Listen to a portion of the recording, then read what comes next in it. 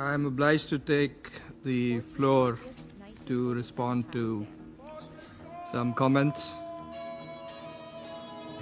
The representative of Israel perhaps did not listen attentively to all council members and other speakers in today's debate. And in our view, it is unacceptable, indeed ludicrous, for an aggressor, an occupier, a serial violator of UN Charter and international law, that is Israel, to abuse this chamber and disrespect the sanctity of this council. And this is not the first time. And by pointing fingers on others,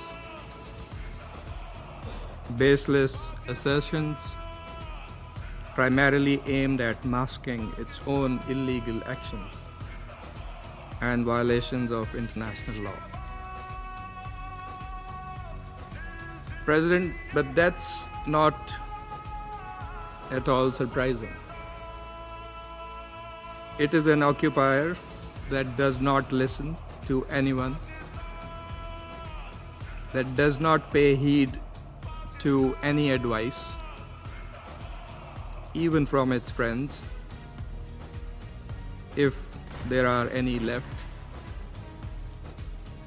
that refutes, not just refutes, it threatens members of the international community, international media, international human rights and humanitarian organizations.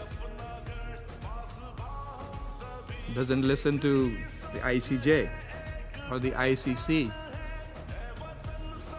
and threatens the UN and its senior officials. And it does that with impunity, shielded by its apologists who time and again acquiesce in its illegal actions and defiance of the international community. And like all occupiers, despite being the aggressor, it feigns and plays the victim. But today it is totally exposed.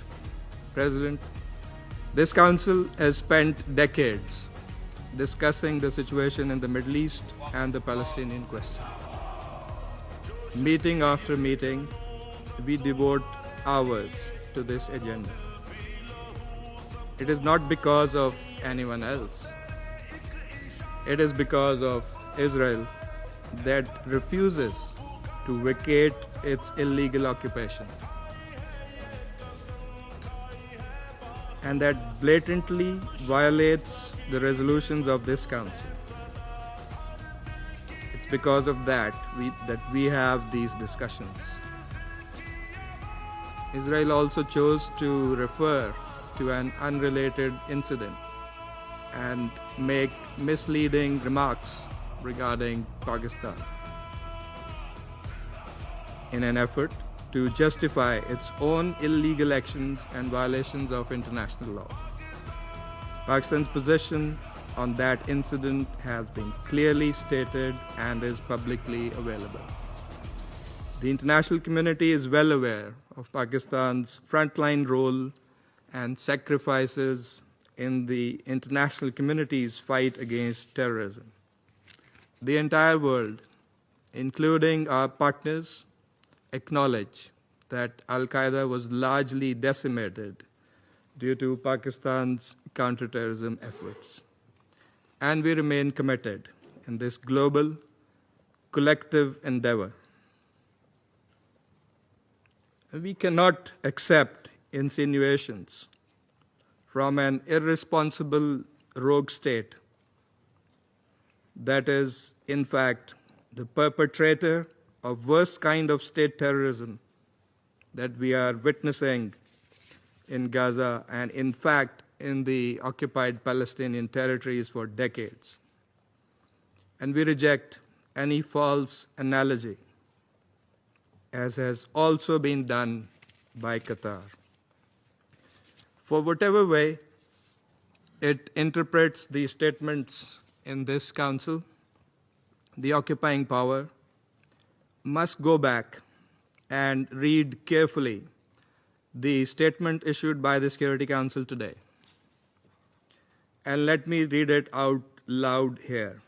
A statement that normally should have been stronger, but nevertheless it has been unanimously adopted by the Council.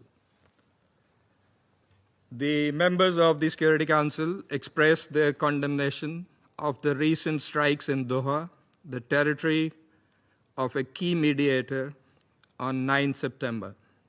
They expressed deep regret at the loss of civilian life.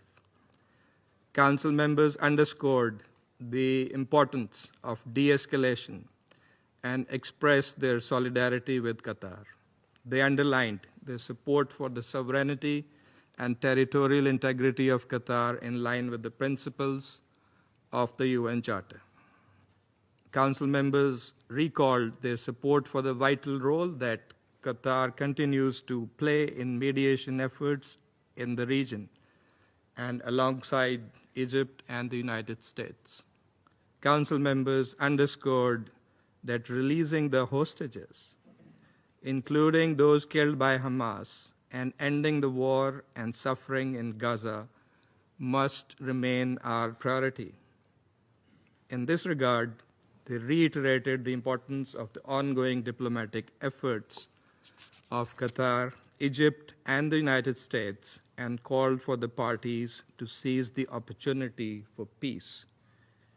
That is why we are here this afternoon in this council. I thank you.